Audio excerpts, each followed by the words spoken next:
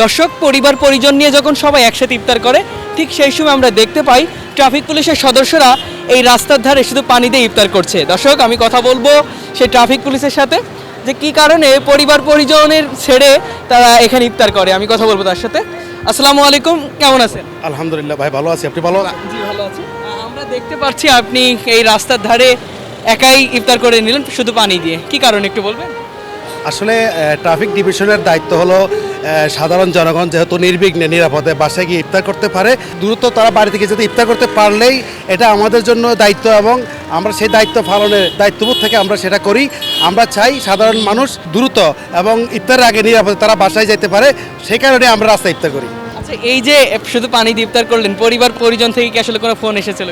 হ্যাঁ, ফোন এসেছিল কিছুক্ষণ আগে। আমার স্ত্রী আমাকে ফোন করছিল যে তুমি ইফতার করবা না, কোথায় ইফতার করবা?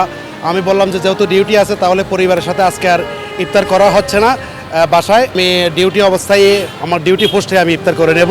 এই জন্য আমি পানি নিয়ে নিছি, পানি খেয়ে ইফতার করতেছি। কিছুক্ষণ পরে যদি সুযোগ পাই হালকা কিছু নাস্তা খেয়ে নেব। সারাদিন রোজা রয়েছেন, রোজা থাকার পরে এই সামান্য পানি দিয়ে ইফতার, এটা আসলে হয় কিনা? এটা তো সব বুঝছেন, সারাদিন রোজা রাখার পরে সামান্য পানি দিয়ে ইফতার কিছু করার নাই। যেহেতু আমরা ট্রাফিক ডিভিশনের চাকরি করি, ট্রাফিক ডিভিশনের চাকরিটা আসলেই আমাদের জন্য খুবই চ্যালেঞ্জিং এবং কষ্ট।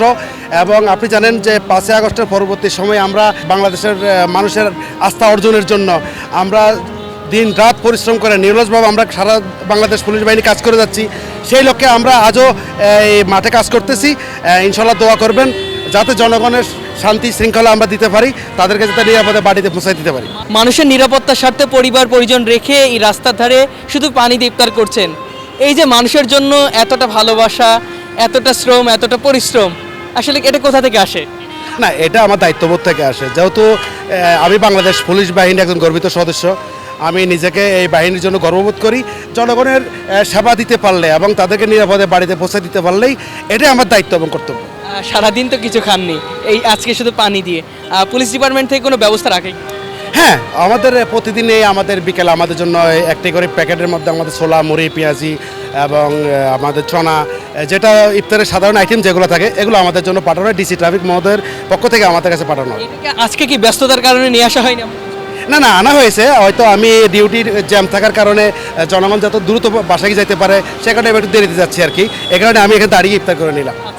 একটু জানতে চাচ্ছি, এই যে ইফতারের ঠিক আগ মুহূর্তে সবাই ব্যস্ত সময় পার করছে এবং প্রচুর পরিমাণ জ্যাম হয়, সেক্ষেত্রে আপনি সেই সময় ইফতার করছেন, এই ব্যাপারটা আসলে কোথা থেকে আসে?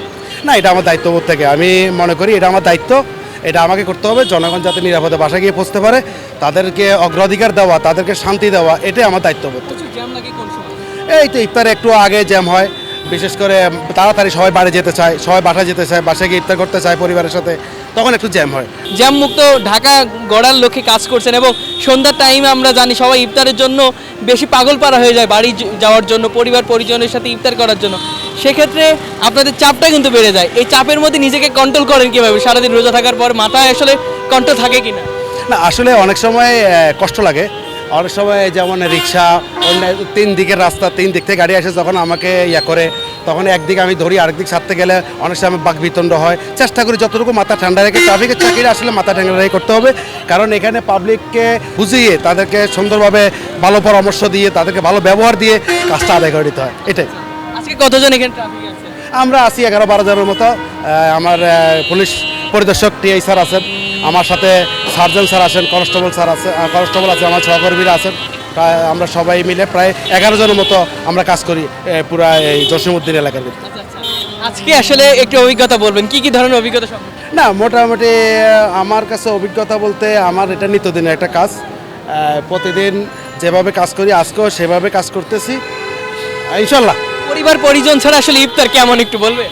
এটা নিঃসন্দেহে এটা একটু কষ্টের। এটা মনে চাই, তো সবারই মনে চায় যে আমার পরিবারকে নিয়ে আমি ইফতার করি, কিন্তু সেটা তো চাকরি খাতে সম্ভব না। জনগণের স্বার্থে হলে সেটাকে আমাকে ত্যাগ দিতে হয়।